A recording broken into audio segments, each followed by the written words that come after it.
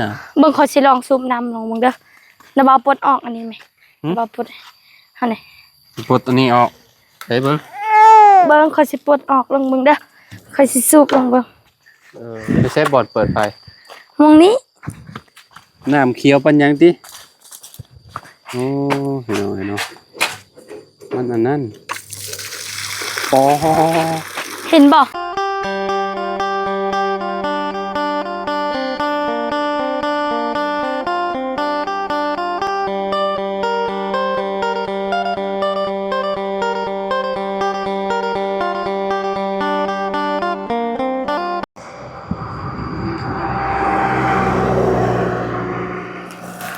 กะสบายดีพ่อแม่พี่น้อง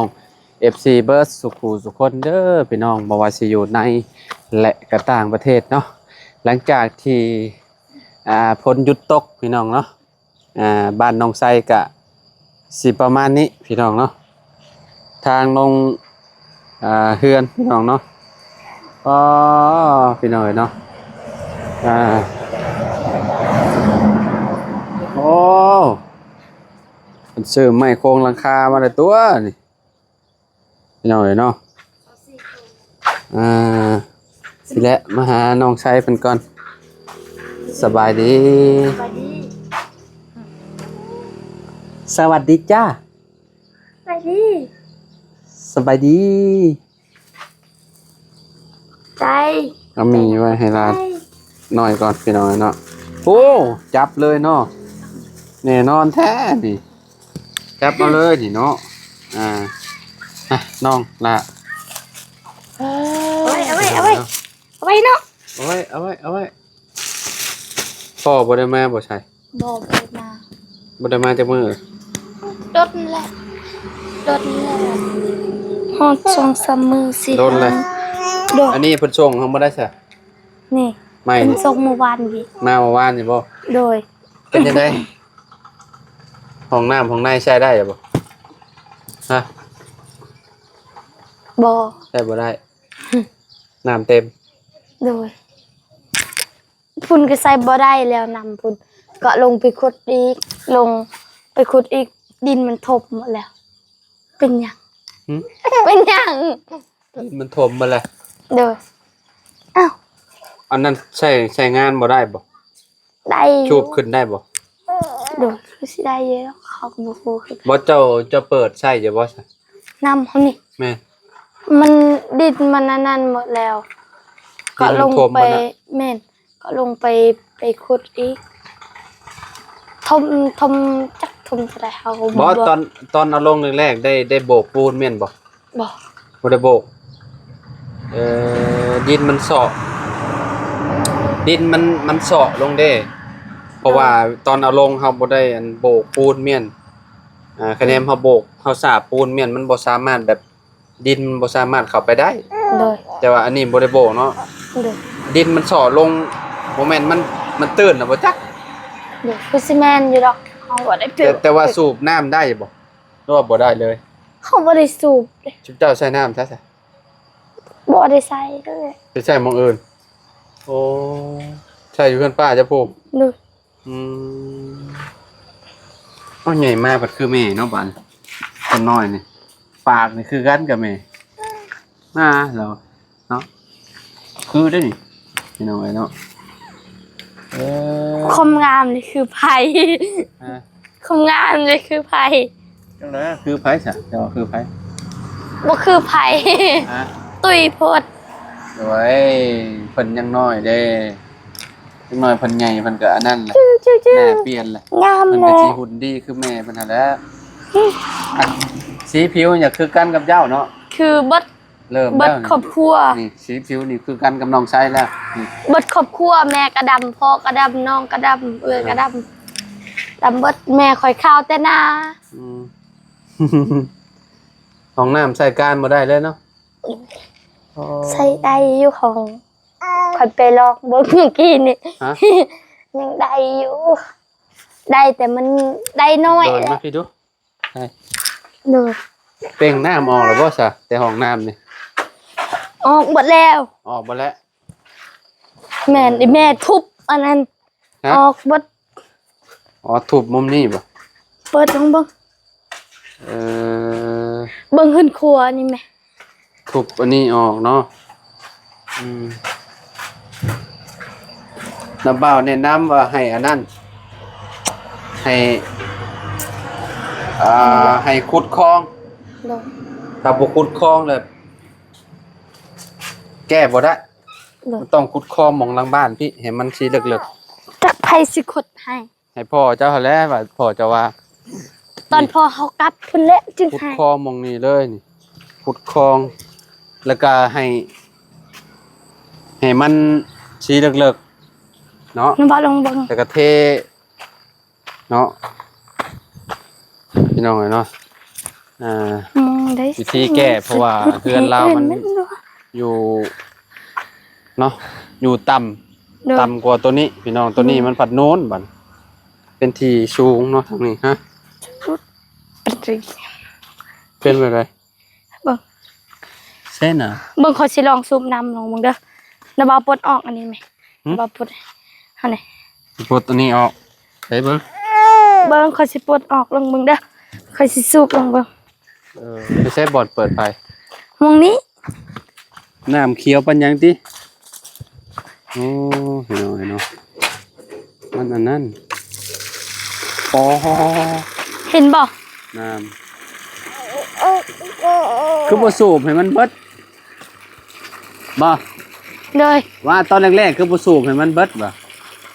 โอ้โหคือกัน สูบให้มันเบิดแล้วก็นั่นบัดนี้แล้วก็ให้มันออกมาใหม่มันจังใช้ได้ สูบให้มันหมดเลยแหละนี่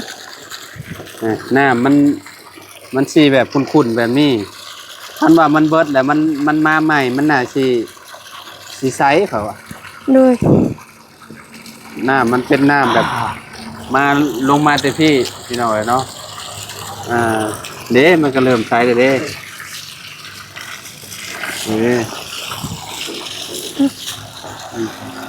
สูบบนมือกับบ่เบิดบ่จ๊ะเนาะ เลยฮอตคืนเริ่มใส่มาแล้วเนาะ เด้มันเริ่มใสแล้วเด้ ปลาแห้งอีหลีน้ำนี่เนาะ นั่นดิต้องสูบมันเบิดเมื่อหน้าก็จังสูบเด้มัน ป้าค่อยฟันขึ้นนี่ว่ะ ฮะ เขาเจ้าเอาค่าไฟน้ำเฮา20,000 บาทพุ่นน่ะค่อยฟันแบบป้าคนไปใส่ แหละไปปิดรอบบ่นี่ เลย ใส่เลยเด้ใส่เจ้าบ่เปิดใส่ สูบ เอ ให้มัน ง หมดเลยแหละบ่ได้ใส่ปานใด มันบ่เบิดง่ายดอกเขาว่า มีแต่น้ำเปื้อนก็เฮ็ดให้เบิดเลยแหละ สูบเบิดบ่ เลยกระปะไว้นี่แหละ บ่เกิน2 ชั่วโมงดอกเขาเนาะมันใส่แล้ว บ่ฮอด2 ชั่วโมง มันอาบได้แล้วโอ้ยน้ำสำน้ำน้องพี่น้องเนาะมันสิแบบขุ่นๆแน่เนาะมุมนี้นะคือแบบมันไหลลงมาแบบนี้เนาะใช่ครับ เลย มันไหลลงมาท่วมลงเลยบนเลยพี่น้องเวลาฝนตกมานี่แถวนี้นะมันเจือลงมาแบบนี้เลยนี่เจือลงมาแล้วก็มันก็ซึมเข่ามองหันสวมพันหันเนาะอยู่เทิงเขาเป็นน้องอีก เลย พี่น้องนะเป็นน้อง ป้าข่อยหาเกือบข่อยอยู่นี่น้องก็เฮ็ด เด้มันใช้ได้ ไว้เมื่อดาวกลับคุณไอ้เมน พี่น้อง มื้อนั่นแหละ นี่น้ำมองนี่นะหน้ามันอันนั้นไปเลย เวลามันฝนตกแล้วมันก็เข้าฮอด กู ห้องเพิ่นพี่น้องเนาะ กูเอ้ย ต่อมุมนี้เลยมันแก้บ่ได้พี่น้องเนาะ ป้าเอาแยะเลย เฮ็ดถึกมองจังหวะพอดีเลยถึกบอลน้ำไหลลงมาพี่น้อง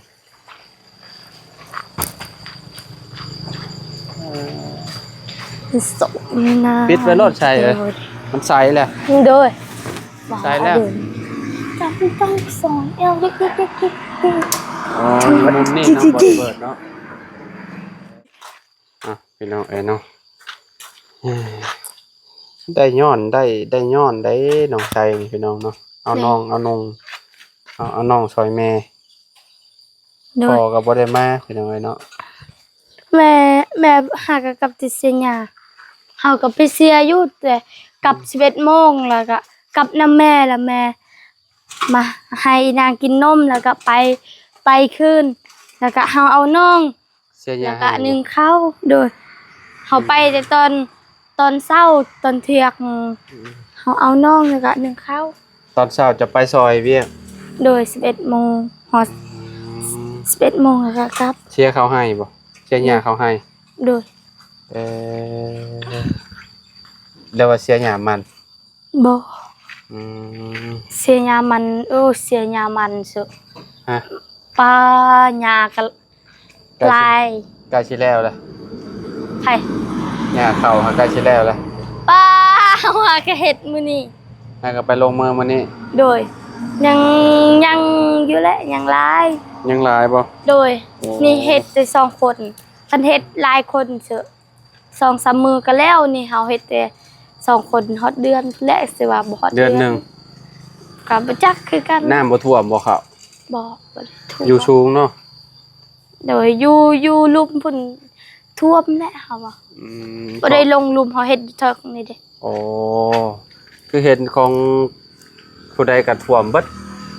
โดย นับแต่ของช่างแหละลงทุนไปเป็นเท่าใดว่าซั่นลุบเบิด มัน ไปน้ำ เจื น้ำ อดหมดเขาเฮามันเจือดเบิด น้ำมันขึ้นมาแล้วมันลาดแล้วมันเอาไปเบิดเลยเขาเพราะว่าเพิ่นไถใหม่เด้ โดย เพิ่นไถใหม่แล้วเพิ่นซักหั้นนะมันขึ้นมาแล้วมันก็ไปนํ เบิ่งในนางเบิ่งคักอี มัน หลี ไปนํน้ำเลย เสียหายหลายล้านเพิ่นว่า โดย พอจากให้อยากฮ้องพี่น้อยเนาะ โดย ดีแล้วของเจ้าอยู่นู่นเนาะบ่เป็นหยังเนาะใช่เนาะ อยู่นู่นอยู่ต่ำก็มีอยู่ต่ำอยู่ไกลห้วยเลย บ่ท่วมบ่ ก็ท่วมอยู่แหละเฮา ท่วมแต่ว่าบ่ได้เบิดหรอว่า บ่ได้เบิด อืม แบบมันอยู่โน่นแบบป้ามันเป็นภูเด้อยู่ไห้เฮาขึ้นนั่นพอแห้ง นี่ใช้ไปทางใด ไปทางพูนแหละทางเดินจีนพุ่นทางสบายไป บ่ไกลบ่ บ่ได้ไกลปานใดขี่รถขันยางไปเถอะเป็นสิว่าหลาย จักนาที บ่จัก สมมุ คื ติ อ ว่า กั ย่างไป นะเฮาก็บ่ฮู้คือกันบ่เคย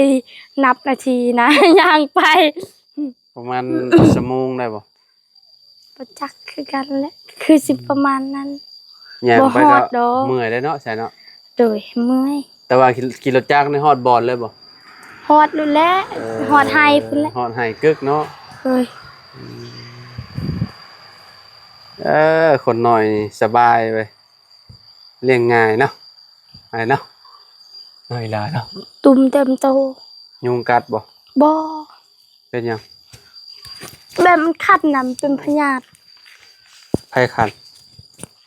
น้องเจ้านี่ โดย เจ้าบ่คันบ่ บ่ได้คันบ่ได้ติดนำ เออ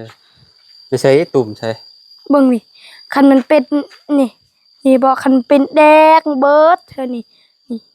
นี่มันเศร้าแล้ว เออ แต่เศร้านี่แดงเบิดซับบกเลยไปเฮ็ด แม่ไม่ตู้เอาไม่ตู้ว่าเฮ็ดให้อันนี้ เป็นผื่น แม่ เป็น พ่อ ผื่น อยากได้ไหม ผื่นแบบนี้เนาะ บ่ เป็นตุ่มแดงๆเนาะ โด คือย สิอยู่ยากเนาะมันคันเนาะ โดย อืม ไม่ตู้ บ่สิ อาบ แวะหาน้องใช้แต่เมื่อวานนี่พวกพี่น้องเนาะก็เลย เด้อ บ่ได้แวะเนาะมาก็มาเจอเพิ่นสั่งอันนี้มาเรียบร้อยแล้วพี่น้องเอ้ยเนาะสั่งไม้พอมาพอเฮ็ดเองนั่นนี่เนาะใช่เนาะ โดย เราสิเฮ็ดได้อันนี้บัดนี้กบบ่มีอันกบบัดนี้ เอาของลุกและคอ เอาของรูมากบ โดยยืมของละ เออ ยืมของเขาเจ้าก่อนนะ ยืมของเพิ่นก่อนเนาะ โดย อืม หอมมันนี่ พี่น้องเอ้ยเนาะก็ด้านหลังนี่ก็น้ำท่วมเลยนี่เนาะบ่ได้อันนั้นจักที่เห็นฮอดมีฮอดปลาใส่ โดย ปลามาแต่ไสนี่ ใส่มีบ่ มี ไล่บ่ เห็นมันแล่นไปอยู่กินนี่ปลานิลได้ ปานินมาแต่น้อง สงสัยมาแต่หน้องพุ่นนี่ ว่าแต่น้องจะใส่น้องเขาปล่อย โอ้จะปล่อยฉันนะนี่ น้องเขาปล่อย โอ้ยมันลงมาแต่พุ่นเนาะ โดย เห็นฮอดแลนด์แบบกินนี่พี่น้องเนาะจะปลานิลหรือว่าปลาขอบุ โดย โอ้น้ำหงเลยอยู่นี่เนาะหลังอันนี้เพิ่นนี่พี่น้องเอ้ยเนาะหันค่าน้องไซก็ได้สำนี้พี่น้องเอ้ยเนาะตะถ้าว่าบุญคงเราบ่ไปเฮ็ดเวียกอะเนาะคือสิเฮ็ดแล้วแหละพี่น้องเอ้ยเนาะหลังกรุงหลังคาเนาะประมาณนี้พี่น้องเอ้ยเนาะมื้อนี้ก็มายามน้องหลาไซเพิ่นมาถามข่าวพี่น้องเอ้ยเนาะว่าห้องน้ำห้องนี้เพิ่นใช้ได้บ่หรือว่าจังใดก็ใช้ได้อยู่น้อยนึงเพิ่นว่าก็ต้องมีการสูบออกแล้วน้ำ แต่ฮอดเวลายามฝนตกดุๆนี่โอ้ เต็มคาราเบลแล้วแหละสวม น้ำใส่นี่ต้องทำใจแหละต้องหาวิธีแก้แหละเนาะถ้าแก้นี่ก็ต้องเฮ็ดคลองเลิกๆแน่พี่น้อยเนาะถ้าบ่เฮ็ดเลิกก็เข้าเบิดเพราะว่ามันเตี้ยจังนี้เนาะ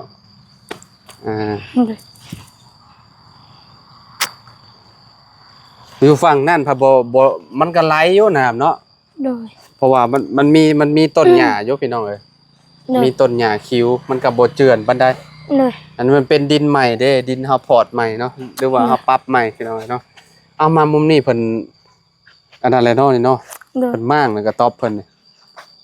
ก็ตอบมุมนี้มากแล้วพี่น้องเอ้ยเนาะพี่น้องเอ้ยเนาะ